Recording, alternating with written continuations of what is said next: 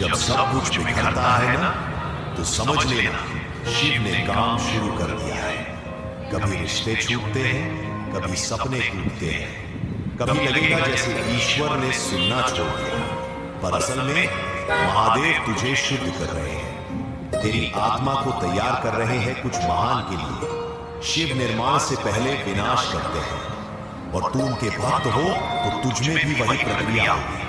जो कुछ छिन रहा है, जो तुझसे छूट रहा है, वो बोझ शिव खुद हटा रहे हैं। वो खाली कर रहे हैं तेरी झोली, ताकि उसमें आशीर्वाद भर सके। मत डर जब सब कुछ खत्म हो रहा हो, क्योंकि शिव कभी भी बिना तोड़े बनाते नहीं। वो जो तुझसे छीन रहे हैं, दरअसल तुझे वो चीजें देने वाले हैं जो तू मांग भी नहीं सकता था। अगर तू शिव पर विश्वास रखे